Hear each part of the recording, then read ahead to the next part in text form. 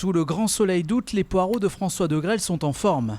Même chose pour les courgettes qui doivent seulement être arrosées plus régulièrement. Un peu plus loin en revanche, les pommes de terre ont grise mine. Donc là, ce qu'on peut regarder sur un pied de patate comme ça, c'est le calibre. Donc en calibre, on a très peu de pommes de terre, quoi.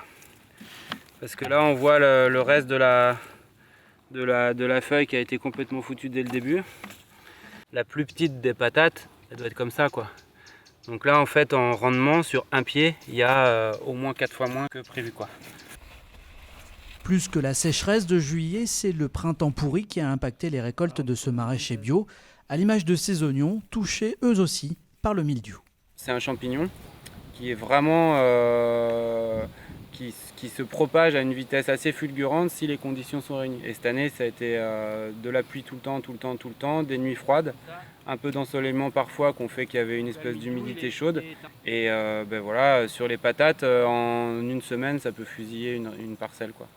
Donc moi, j'ai eu le cas sur une parcelle que je ne vais même pas récolter. Le reste, on a à peu près 5 fois moins de rendement que d'habitude, quoi. Le maraîcher qui vend ses légumes directement sur son exploitation ainsi que sur le marché espère désormais que la fin de l'été ne sera pas trop pluvieuse, au risque de devoir augmenter le prix de certains de ses produits.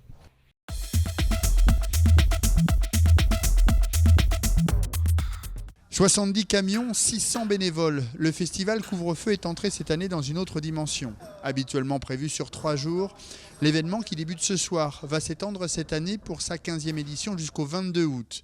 Une décision de changer de format dictée par le calendrier. Cette année, la rentrée scolaire a été avancée et on a l'habitude d'être sur le 4e week-end d'août. Et là, on se serait retrouvé à être 2 ou 3 jours avant la rentrée scolaire. Donc, ce qui fait qu'en termes de bénévoles, on aurait vraiment été limité. Et avec ce changement, il a donc fallu innover. Fini le festival sur un même lieu qu'Orsay. Cette année, Couvre-feu est itinérant. Là, on commence avec une journée en gratuit ce vendredi. Après, donc là, c'est à Paimboeuf, sur les quais.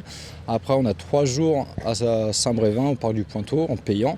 Après, on enchaîne sur 3 soirées gratuites à Corsay, Saint-Viaud et Saint-Père. Et on finit avec 3 jours de payant à Frossay, le long du canal du Migron.